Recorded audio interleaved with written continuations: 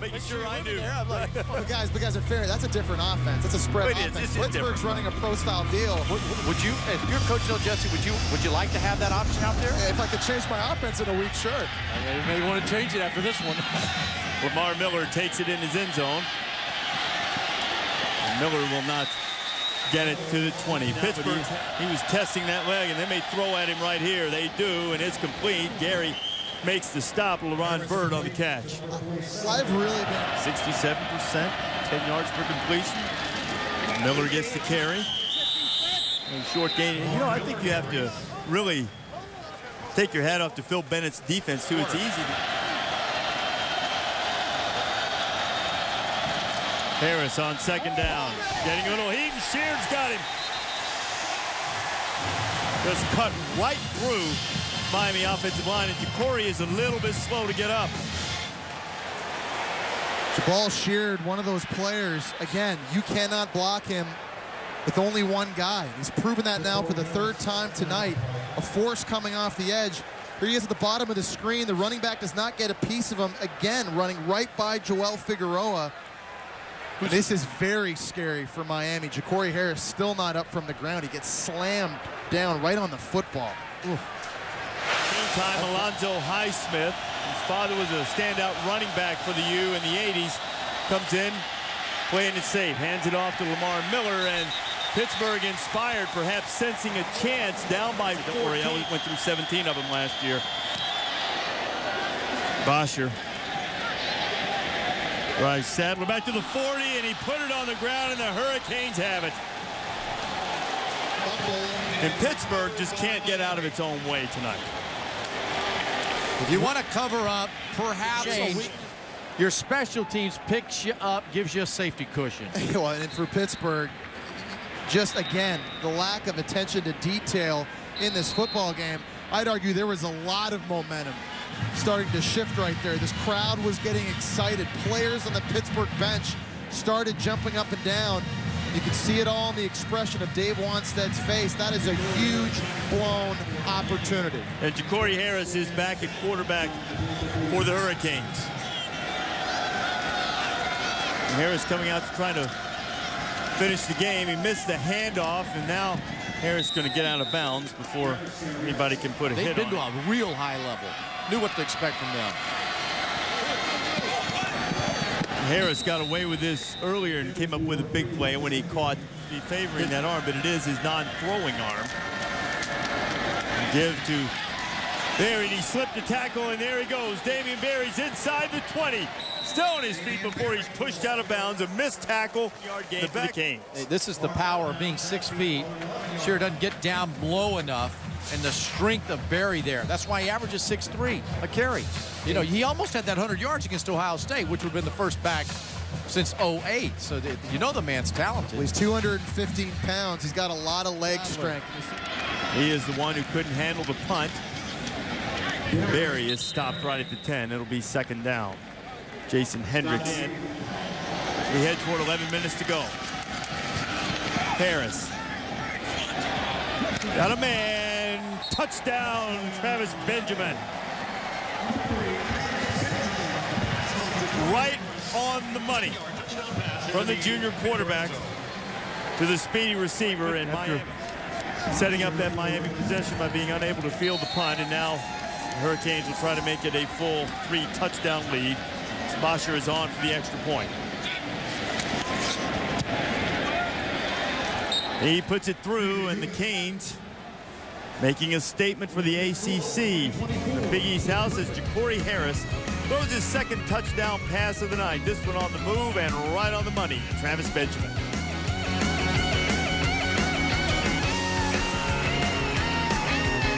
Bottom of the screen, he's going to be running a very slow developing play where he fakes the crossing route and comes back down the end zone with the slow bootleg fake by Jacory Harris. Craig, it all times out well for Miami. And look at the coaching of Mark Whipple. Look backside, there's number 1, then in the middle of field's number 2, number 3. So the progression, it's in front of him. Well on their way to a victory in Pittsburgh tonight.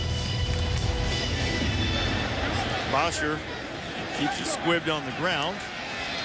Panthers will get a good return on it. Henry Heisnowski he's had a difficult night. Bostic getting the same treatment. His first play he goes down with a sack. Let's take a look at tonight's intelligent move brought to you by Mercedes-Benz. I would say it was probably anything that occurred on Miami's defense because they pressured the quarterback all night. The offensive line couldn't deal with it, and it just kept on them, Jesse. Well, they knew coming into the game that the weak spot for Pittsburgh up front was in the middle of that offensive line. They were very active.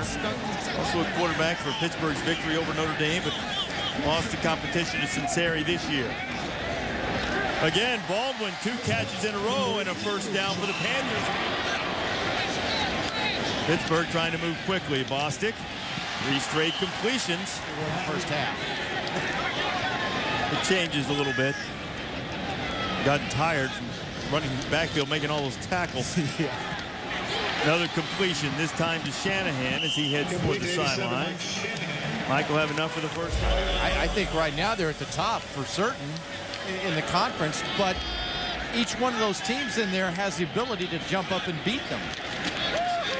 Bostic seeing a little more pressure, throwing for Baldwin. John turns around and he bobbles it a little bit. He was juggling it as he went out of bounds. It'll be incomplete. Frank Cignetti, the offensive coordinator, told us that Jonathan Baldwin is the best receiver he's ever coached at tracking footballs, and that's saying something because Cignetti coached 3 seasons in the National Football League. He does a great job finding the football. He gets a foot down in bounds, but he doesn't catch it the first time, and that's why this pass is ruled incomplete. It's a great call. Lee Baldwin here, he nearly made a spectacular grab at the end of the ACC championship game when the Seminoles, in their glory days, ripping through the ACC. Bostic quickly out to Sadler. Sadler didn't catch it, but Shanahan did. There's a spot in the slot that you were asking about from me a while ago. Ray Graham could play, right? Put him over there and let him run and do something, get him in space. But that's great concentration and another war bonnet on the ground. That's just how you draw it up. It's an alley-oop behind the back, no look, fast break. Like Shanahan used to play basketball. Cam Newton has been outstanding in the early going for the Tigers. 4th and 2 for the Panthers. Snaps on the ground. Bostic going to try to make something out of it. Might as well throw it up high, and it's picked off by Ryan Hill. It's sort of a microcosm of Pittsburgh night on offense. It just seems tonight like when it just looks like Pittsburgh's about to do something really well, it all falls apart. And they got a nice drive going. The backup quarterback's in the game. Big 4th down conversion in the red zone. And the center rolls the football back to the quarterback, leading to an interception. Self-inflicted wounds for Pittsburgh will really be the story of the day. Whether that's when Ja'Cory Harris leads his offense back out onto the field. Get to the question after this play. Damian Berry with a short gain. Graham, but how good are they top to bottom? And they're starting 22. Miami content to bleed the clock, and that's something Dave Wanstead told us yesterday. On 3rd down, Ja'Cory Harris. Another helmet comes off. Benjamin drops the football. The flags are dropped. With Jabal Sheard all night long. Here's Joel Figueroa down here at the bottom. Again, one-on-one with Jabal Sheard. This time, Jabal using the rip move to rip inside. And again, Figueroa cannot block him by himself. I'm actually shocked Miami's let that go as long as they have tonight, not giving him help. That was a matchup that the Pittsburgh defensive coaches liked. They haven't been able to exploit it often enough, though Sheard has played very well. Sadler returning the punt. There's a flag down on the field.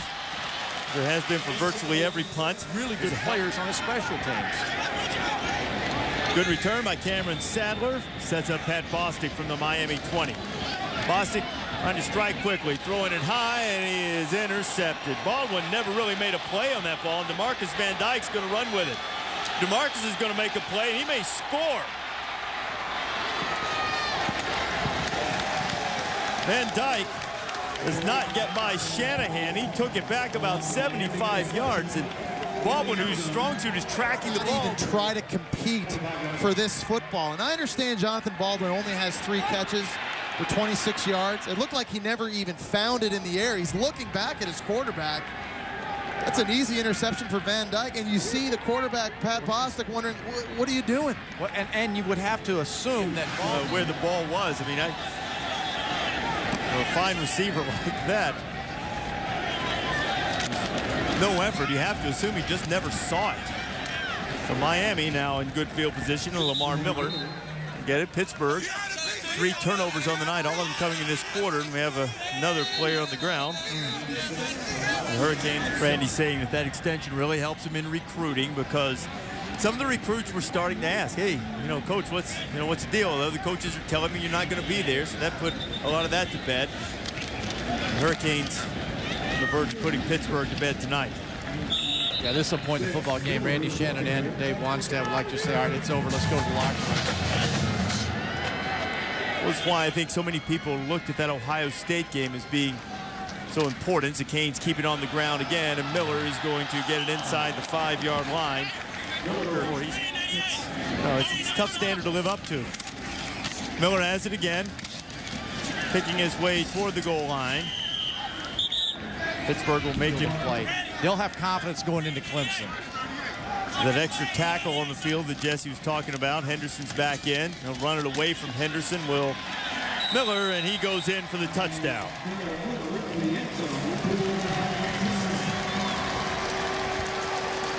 Heinz Field just about. The Canes have turned it into a blowout. Yeah, nice little block here by the fullback, Patrick Hill. Comes out of his bullfrog stance. Leverage underneath. Scores with his man. Extra point is true. And the Panthers, who suffered so many close losses last Boise year. State dominate. I don't think people expect their offense to struggle. I'm curious to watch Boise State on defense. And I want to see Kellen Moore keep pace in the Heisman deal. That's a big deal for him individually. And I know that school wants that for him. Sadler gets it out across the 20-yard line.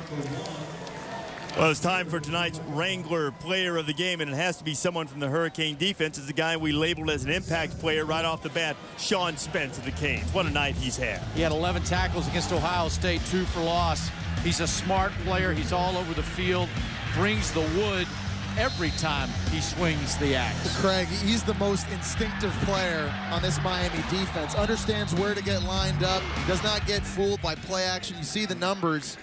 Monster game for him. He's been the focal point, this Hurricane D.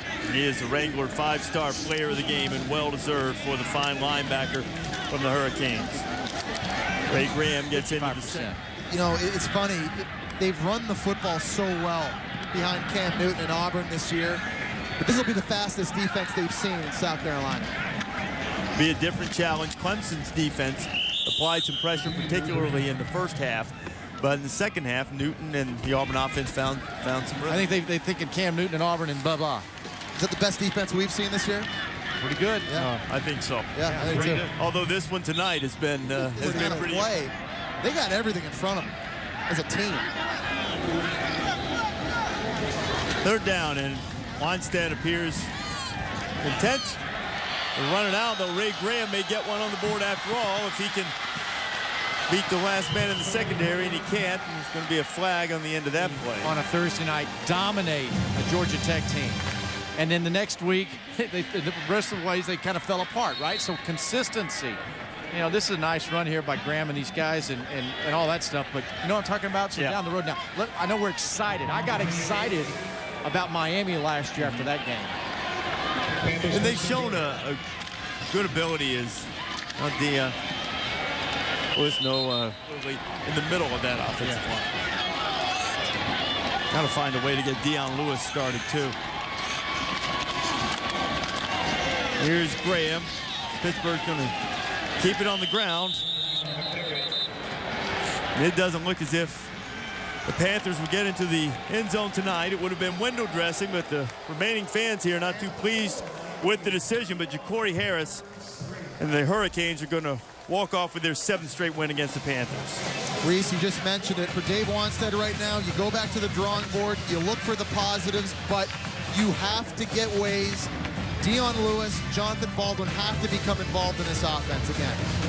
Coaching staffs are close. A lot of ties on the two sides as Miami takes care of Pittsburgh 31-3. Sports Center's next.